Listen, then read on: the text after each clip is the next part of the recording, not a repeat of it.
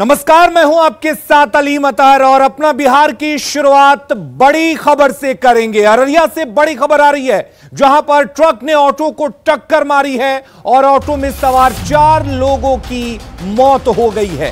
7 लोग गंभीर रूप से जख्मी हुए हैं। बेल चौक के पास यह हादसा हुआ है, जिसमें 4 लोगों की मौत हुई है, 7 लोग जख्मी हुए हैं और घायलों को फिलहाल अस्पताल ले जाया गया है। तो बड़ी खबर आपको बता दें अररिया से, जहां पर बेल चौक के पास एक हादसा हुआ है। दर्दनाक हादसे में 4 लोगों की मौत हुई है। ट्रक ने दरअसल ऑटो को टक्कर मार दी और इस दर्दनाक हादसे में 4 लोगों की मौत हो गई है, जबकि 7 लोग जख्मी हो गए हैं। और सतीश जुड़े हुए हमारे साथ इस खबर पर ज्यादा जानकारी के लिए। सतीश, आखिर कैसे हुआ हादसा? जी, मैं बता दूं कि पूर्णिया के महेंद्रपुर से यह ऑटो जो है अररिया के कुसियार गांव की तरफ निकली थी और अगले सुबह जो यह हादसा हुआ और ऑटो और ट्रक की आमने सामने की यह टक्कर हुई, जिसमें अभी तक का जो अपडेट है उसमें 5 लोगों की और मौत हो गई है। एक शख्स की जो है इलाज के दौरान मौत हुई है और शेष जो है पूर्णिया में सभी का इलाज चल रहा है। जी, फिलहाल जो दूसरे घायल हैं उनकी क्या स्थिति है और क्या आरोपी ट्रक चालक को गिरफ्तार किया गया है? जी नहीं, आरोपी जो ट्रक चालक है वो फरार बताया जा रहा है। जो जिला प्रशासन के जो लोग हैं वहां पर मौजूद हैं और उनका कहना है कि वो जांच कर रहे हैं। लेकिन जो 7 अन्य लोग जो गंभीर रूप से घायल हैं, जिनको पूर्णिया रेफर किया गया और पूर्णिया में ही सभी का इलाज चल रहा है। और जो जिस तरीके से यह जो हादसा हुआ है, ऑटो के परकच्चे उड़ गए हैं। लगातार जो तस्वीर में जो देखा और समझा जा रहा है, जिसमें मृतकों में पूर्णिया के महेंद्रपुर की एक महिला और शेष अन्य जो है अररिया के निवासी हैं। जी सतीश, आपसे जानना चाहेंगे, क्या ट्रक की पहचान हो पाई है? क्या ट्रक ड्राइवर की पहचान हो पाई है? जी नहीं, स्थानीय जो एसडीओ हैं वो मौके पर मौजूद हैं। ट्रक जो है वहीं पर मौके पर मौजूद है। ट्रक लगाकर जो ड्राइवर है वो फरार हो गया। ट्रक को प्रशासन ने जब्त कर लिया है और जो जांच की बात कही जा रही है। जी चलिए, बहुत बहुत शुक्रिया सतीश आपका तमाम जानकारी देने के लिए। तो आपको बता दें कि ऑटो में सवार 5 लोगों की मौत हो गई है। एक शख्स की मौत इलाज के दौरान हुई है। अब भी जो गंभीर रूप से घायल हैं उनको पूर्णिया सदर अस्पताल बेहतर इलाज के लिए रेफर किया गया है। बेल चौक के पास 4 लेन पर यह हादसा हुआ है, जहां पर ट्रक और ऑटो की आमने सामने की टक्कर होती है। अहले सुबह यह टक्कर होती है, जिसमें 4 लोगों की मौत हो जाती है। 7 लोग गंभीर रूप से जख्मी होते हैं, जिन्हें इलाज के लिए ले जाया जाता है और इलाज के दौरान में एक शख्स की और मौत की खबर है। यानी कि कुल 5 लोगों की मौत अब तक हो चुकी है। और अब बात करते हैं आरजेडी में छिड़े पोस्टर वार की। बार बार ये दावे किए जाते हैं कि आरजेडी में सब कुछ ठीक ठाक है, लेकिन तमाम दावों के बावजूद ऐसा लगता है वहां सब कुछ ठीक नहीं है। कभी आरजेडी के पोस्टर से तेजस्वी की तस्वीर गायब हो जाती है, तब तेज प्रताप को आकर सफाई देनी पड़ती है। तो सीनियर नेताओं पर पार्टी के दूसरे नेता निशाना साधते हैं, तो पार्टी का कोई और नेता आकर उसका बचाव करता है। उसी आरजेडी के पोस्टर पर कालिख पोती गई है। आरजेडी कार्यालय के बाहर लगे पोस्टर पर छात्र आरजेडी के प्रदेश अध्यक्ष आकाश यादव की तस्वीर पर कालिख पोत दी गई है। अज्ञात युवक पर कालिख पोतने का आरोप लगा है, जबकि जिस आकाश यादव की तस्वीर पर कालिख पोती गई है वो तेज प्रताप यादव के बेहद करीबी माने जाते हैं। सवाल यह उठता है कि पोस्टर पर आखिर किसने कालिख पोती है?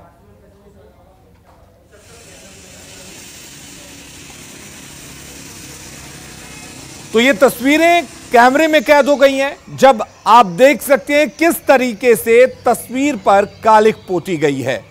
आरजेडी छात्र विंग यानी कि स्टूडेंट विंग के प्रदेश अध्यक्ष हैं आकाश यादव। उनकी तस्वीर पर एक शख्स कालिख पोतते हुए दिख रहा है। इसी पोस्टर पर कुछ दिन पहले सवाल उठे थे, जब ये आरजेडी कार्यालय के बाहर पोस्टर लगाया गया था और इस बड़े पोस्टर पर तेज प्रताप की तस्वीर सबसे बड़ी दिखी थी। हालांकि इस पोस्टर से तेजस्वी की तस्वीर गायब थी और इस पर सवाल उठे थे, और उस सवाल उठने के बाद अब एक शख्स इस पोस्टर पर कालिक पोतते हुए दिख रहा है। और उधर तेज प्रताप यादव ने एक बार फिर आरजेडी के प्रदेश अध्यक्ष जगदानंद सिंह पर हमला बोला है। तंज कसते हुए तेज प्रताप ने कहा कि हर एक जगह सिस्टम होना चाहिए, जैसे जगदानंद सिंह ने सिस्टम बनाया है। हिटलर की तरह बोलते हैं और ऑफिस में ताला लगाते हैं। तेज प्रताप ने कहा कि जब से पिताजी को विरोधियों ने फंसाया है, तब से कुछ लोग मनमानी करने लगे हैं, लेकिन ऐसे लोगों को यह जान लेना चाहिए कि पार्टी किसी की बपौती नहीं है और हमेशा के लिए कुर्सी किसी की नहीं रहती। अच्छा, इसमें सिस्टम नहीं है पूरे तरीके से। कोई भी राजद का कार्यक्रम हो, कितनों सिस्टम यहां बनाना चाहिए। जैसे प्रदेश अध्यक्ष जी हैं, जगदानंद जी हो गए, पूरा सिस्टम बना के। पहले क्या था कि पार्टी कार्यालय में गेट था, खुला रहता पिताजी। जब से उधर गए, जब विरोधी लोग फंसा, तब से कुछ लोग अपना मनमानी करना चालू कर दिए। अब मनमानी करना चालू कर दिए तो हम इतनी करना चालू कर दिए कि भाई जो सच्चाई है मनमानी है। मनमानी किसी की कुर्सी बकौती नहीं है, कुर्सी किसी का नहीं हुआ। हम भी मंत्री रहे, हमको भी पद से हटना पड़ा, इसलिए कुर्सी। और जगदानंद सिंह को लेकर तेज प्रताप के बयान पर सियासत शुरू हो गई है। बीजेपी जेडीयू ने जहां तेज प्रताप के लगातार आ रहे इस तरह के बयानों को लेकर सवाल उठाया, वहीं आरजेडी ने तेज प्रताप के इस बयान का बचाव किया है। प्रताप यादव जी समय समय पर अपनी राजनीतिक बयानबाजी के माध्यम से राजद की तिरस्कार की संस्कृति का परिचय देते रहते हैं। अपने दल के नेताओं को कैसे अपमानित किया जाए, इसके मौके से वो कभी नहीं चूकते हैं। स्वर्गीय रघुवंश बाबू को भी एक समय एक लोटा पानी से कंपेयर कर दिया था। समय समय पर जगदा बाबू को भी अपमानित होना पड़ता है, चाहे वो मंच से हो या पार्टी ऑफिस में हो। तो अभी वो अपमानित हो गए तो कौन सी बड़ी बात। ये अपमान केवल जगदा बाबू का नहीं है, राजनीति में काम करने वाले वरिष्ठ लोगों का अपमान है। जगदा बाबू लालू के समकक्ष रहे हैं, लालू भी उनका सम्मान करते हैं, लेकिन उनका सम्मान पार्टी के अंदर में नहीं हो रहा है। श्री तेज प्रताप जी और आदरणीय जगदा बाबू का रिश्ता चाचा भतीजा का है।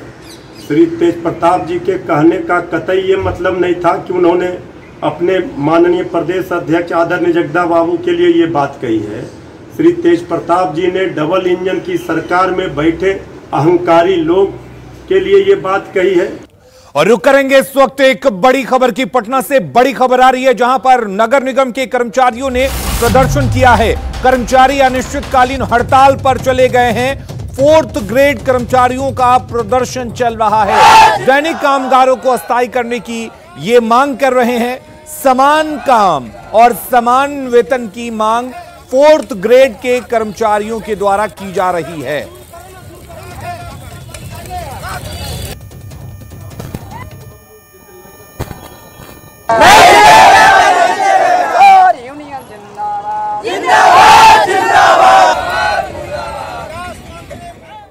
अगली खबर का रुख करते हैं। गोपालगंज में प्रेमिका से मिलने गए प्रेमी का 5 दिनों बाद गंडक नदी से शव बरामद हुआ है। शव को विशंबरपुर थाना क्षेत्र के काला मटिहनिया गांव के पास गंडक नदी से बरामद किया गया। शव का गर्दन गायब है।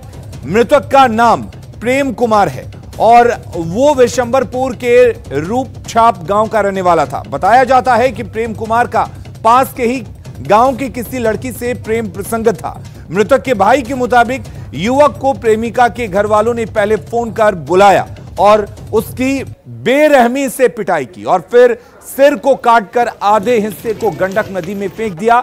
शव के ऊपरी हिस्से को अब तक बरामद नहीं किया जा सका। प्रेमिका से मिलने के लिए हमारा प्रेम कुमार यादव भाई गया वहाँ पर सिपाही खास में। वहाँ पर उसका गर्दन काट के बिक दिया गया है नदी में। उसका गर्दन नहीं मिला है, बाकी पूरा लाश शरीर उसका मिला, बरामद हुआ है। और मृतक के परिजनों के बयान के आधार पर पुलिस ने मामला दर्ज कर लिया है और इस मामले में अब तक 4 लोगों को गिरफ्तार भी किया गया है। छाप गांव के लड़का था जिसका नाम प्रेम कुमार है। वो अपने प्रेमिका से मिलने गया था, अंशु कुमारी, जो टाड़ पर के रहने वाले थे। और उसी में वहाँ जाने पर उसके परिजन लोग उसको पकड़ करके गायब कर दिए थे, जिस संबंध में बिशंबरपुर थाना कांड संख्या 97/2021 दर्ज हुई है। कई नामजद अभियुक्त बनाए गए थे, जिसमें 3 अप्राथमिकी और 1 प्राथमिकी अभियुक्त को गिरफ्तार करके जेल भेजा गया है।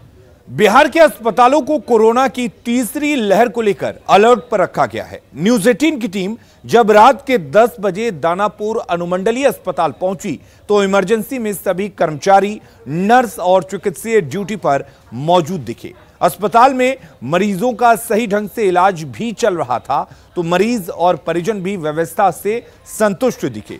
दानापुर अनुमंडलीय अस्पताल का जायजा लिया न्यूज 18 संवाददाता रजनीश कुमार ने। कोरोना की तीसरी लहर और बाढ़ को लेकर राज्य के सभी अस्पतालों को अलर्ट पर रखा गया है। ऐसे में न्यूज 18 की टीम रात के वक्त दानापुर अनुमंडलीय अस्पताल पहुंची है, जो अस्पताल खास तौर से अलर्ट पर है क्योंकि बाढ़ प्रभावित इलाका जो है दानापुर अनुमंडलीय अस्पताल पर ही डिपेंड करता है। और ऐसे में देख सकते हैं कि हम जानेंगे कि डॉक्टर हो या फिर पैरामेडिकल स्टाफ हो, नर्स हो, वो रात के वक्त ड्यूटी पर हैं कि नहीं या फिर मरीज का इलाज हो रहा है कि नहीं। तो हम इमरजेंसी में पहुँचे हैं और इमरजेंसी में देखिए कुछ मरीज भी नज़र आ रहे हैं और नर्सेज यहाँ पर मौजूद हैं। ये उपाधीक्षक का बोर्ड लगा हुआ चैम्बर है, इसके अंदर में फ़िलहाल उपाधीक्षक तो अभी नहीं हैं, लेकिन डॉक्टर मौजूद हैं जो नज़र आ रहे हैं ड्यूटी पर। हम डॉक्टर से ही बात करेंगे और उसके बाद जो नर्सेज हैं वो आपको हम दिखा पा रहे हैं। आपके पेशेंट हैं ये? हाँ सर। हाँ सर। कहाँ से आए? मैं टोली भट्टा रोड। अच्छा, क्या हुआ है पेशेंट को? पेशेंट को एक बैग तबीयत खराब, बीपी के कारण कि बढ़ गया, घट गया, इसी के कारण हम आए हैं यहाँ पे। इलाज हो रहा है? इलाज हो रहा है। जब यहाँ पर आए तो डॉक्टर और नर्सेज यहाँ पर मिले? हाँ मिल गए दोनों। तो चक्कर नहीं लगाना पड़ा ना? ना दौड़ा दौड़ नहीं हुआ, सब यहीं पे थे। दवाई कहाँ से खरीदे? दवाई बाहर से खरीदे थे। दवाई यहाँ नहीं थी ना? दवाई था 2-3 को था, 2-3 को नहीं था। हाँ मतलब गायब नहीं थे ना ड्यूटी में? ना ड्यूटी पर थे। सब लोग मिल गए? हाँ मिल गए। लग रहा है कि अस्पताल अलर्ट है। हाँ अस्पताल अलर्ट लग नहीं रहा तो हमको रुकते क्या के लिए सर? क्या नाम हुआ? विजय साहब। यहाँ पर आए हैं तो क्या डॉक्टर वगैरह इलाज कर रहे हैं ना? हाँ डॉक्टर इलाज कर रहे हैं। नर्सेज वगैरह सब इलाज कर रहे हैं? हाँ सब इलाज कर रहे हैं। आए थे डायरेक्ट पुर्जा कटाया है। परेशानी नहीं हुई? नहीं परेशानी नहीं हुआ। क्या नाम हुआ? सुनीता कुमारी। तो ये सुनीता कुमारी हैं, देखिए अपने परिजन को लेकर यहाँ अस्पताल पहुँची हैं और जो नर्सिंग स्टाफ हैं यहाँ मौजूद हैं, बाकी और जो पेशेंट हैं उसको भी देखा जा रहा। तो रात के वक्त हम यही जानने पहुँचे थे, जरा चिकित्सक हैं उनसे ही बात कर लेते हैं। अभी राज्य सरकार ने खास तौर पर एहतियात बरतने और अलर्ट रखने के लिए निर्देश दिया है, क्या कहेंगे आप लोग? हम लोग यहाँ 24 घंटा अवेलेबल है, हर मरीज़ के लिए हम लोग 24 घंटा तत्पर खड़े हैं। जो भी यहाँ पे दिक्कतें आएंगी हम लोग यहाँ पे ऑल टाइम अवेलेबल है। इलाका है दानापुर, कई दियारी इलाके के मरीज यहाँ आते होंगे, तो आप लोग इसको लेकर तैयार हैं? हाँ हम लोग हर चीज़ के लिए यहाँ पे अलर्ट है, उसके लिए यहाँ पे कोई चिंता करने की बात नहीं है। स्नेक बाइट हो या डॉग बाइट हो, उसको लेकर इंजेक्शन हो? हाँ यहाँ पे ARV और AVS सब है यहाँ पे अवेलेबल। यानी मरीज निश्चिंत रहे कि दानापुर अस्पताल आएंगे उनका इलाज हो? हाँ ये चीज़ के लिए निश्चिंत रह सकते हैं। पूरी रात? पूरी रात में हम लोग जगह रहते हैं ऑल टाइम, 24 घंटा। डॉक्टर विश्वजीत गौरव। बिल्कुल, तो रियलिटी चेक करने के लिए हम पहुंचे थे, लेकिन दानापुर अनुमंडलीय अस्पताल में जो फिलहाल जो ड्यूटी पर रोस्टर के हिसाब से डॉक्टर या फिर नर्सिंग स्टाफ को रहना था, सभी लोग मौजूद थे। मरीज हो या फिर उनके परिजन हो, वो भी संतुष्ट दिखे। यानी जिस तरह सरकार ने अलर्ट किया था, फिलहाल अलर्ट का जो असर है वो दानापुर में दिख रहा है। कैमरामैन अजय दुबे के साथ रजनीश कुमार, न्यूज़ 18 दानापुर, पटना। कटिहार में मिड डे मील का खाली बोरा बेचने वाले शिक्षक की खबर मीडिया में आने के बाद मामले ने तूल पकड़ लिया है। एक तरफ जहां शिक्षा विभाग ने कड़ी कार्रवाई करते हुए कांताडीह प्राइमरी स्कूल के प्रभारी प्रधानाध्यापक तमीजुद्दीन को निलंबित कर दिया है, वहीं शिक्षा विभाग की इस कार्रवाई के विरोध में नियोजित शिक्षक संघ ने आंदोलन की चेतावनी दी है। शिक्षा विभाग के विशेष सचिव के आदेश पर पंचायत सचिव ने घूम घूम कर सिर पर बोरा बेचने वाले शिक्षक को निलंबित कर दिया और कड़ी चेतावनी दी है। शिक्षा विभाग ने शिक्षक के इस व्यवहार को सरकार की छवि धूमिल करने का प्रयास माना है। वहीं शिक्षक संघ ने निलंबन वापस नहीं होने पर आंदोलन का ऐलान कर दिया है। आपको बता दें कि शिक्षा विभाग ने एक आदेश जारी कर साल 2014 से 2016 तक के मिड डे मील के खाली बोरे बेचकर विभाग में पैसा जमा कराने का आदेश दिया था, नहीं तो स्कूल प्रबंधन के खिलाफ कार्रवाई की जा सकती है। जिसके बाद ये शिक्षक घूम घूम कर खाली बोरा बेच रहे थे। बोरा लबा बोरा 10 टका पीस बोरा, एमडीएम का बोरा, बोरा लबा भाई जी, अब भाई जी बोरा ला, बोरा 10 टका पीस बोरा भाई जी। रुक जाएगा चाचा, एक बोरा खरीद लीजिए प्लीज। बोरा लबा तुगलकी है और इसको वापस लेना होगा। अगर विभाग इस पे संज्ञान नहीं लेता है तो सारे शिक्षक संघ मिलके इस पे हम लोग आगे रणनीति तैयार करेंगे। अब कैसे ऐसे इन परिस्थितियों में हम लोग को कैसे सामना करना है, इसमें हम लोग आगे रणनीति बना के आगे बड़ा आंदोलन का रूप ले सकता है। विभाग में बैठे उच्च अधिकारी। भारतीय रेल को देश की लाइफलाइन कहा जाता है और ये थम जाए तो जिंदगी ठहर सी जाती है। जी हां, मधुबनी जिले के जयनगर दरभंगा रेल रूट पर कोरोना महामारी के कारण पिछले करीब 1 साल से पैसेंजर ट्रेनों का परिचालन बंद है। ऐसे में इस रेल रूट की करीब आधा दर्जन छोटे स्टेशनों पर ट्रेनों का ठहराव नहीं होने से वाकई इस इलाके में जिंदगी ठहर सी गई है। देखिए ये रिपोर्ट।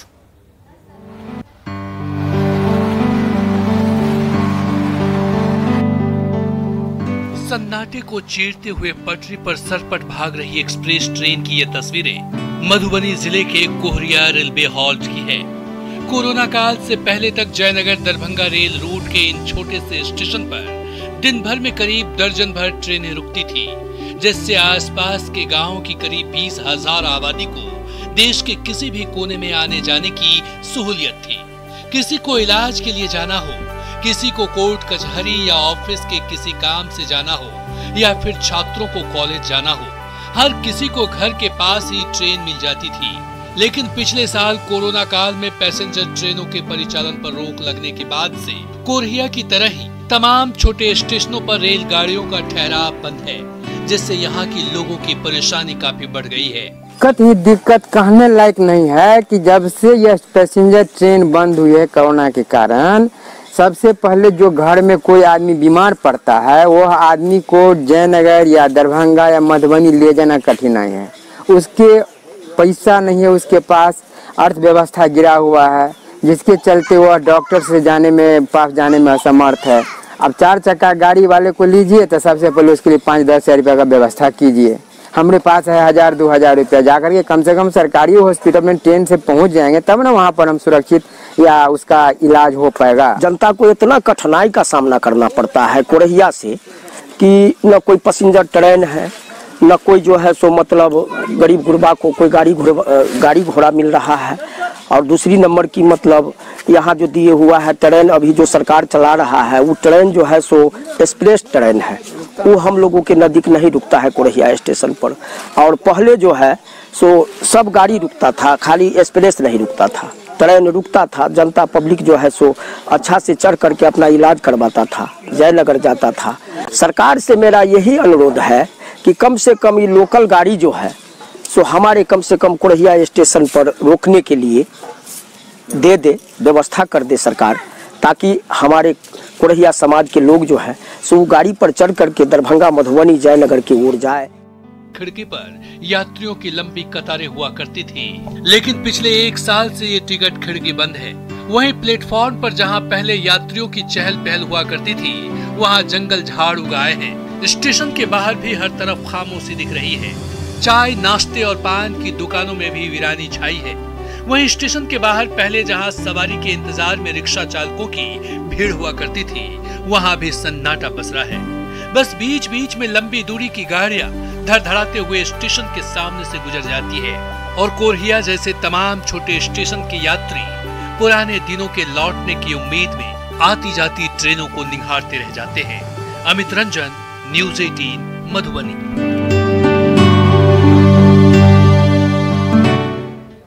क्या सैनिटाइजर हानिकारक हैं? क्या टीके आपके डीएनए को संशोधित करते हैं? क्या टीकाकरण आपको कोविड-19 से संक्रमित कर सकता है? क्या ये सभी सवाल आपके भी मन में हैं? खैर, अब एक जगह है जहां आपके सभी प्रश्नों का उत्तर दिया जा सकता है और ये सब आपको अपने फोन पर मिलेगा। नेटवर्क 18 और फेडरल बैंक के राष्ट्रव्यापी वैक्सीन जागरूकता अभियान के तहत कोविड-19 के खिलाफ Sanjeevani a shot of life Sanjeevani WhatsApp helpline शुरू की गई है। आपको बस 7977773753 नंबर पर व्हाट्सएप करना है और आपको तुरंत अपने जवाब हासिल होंगे।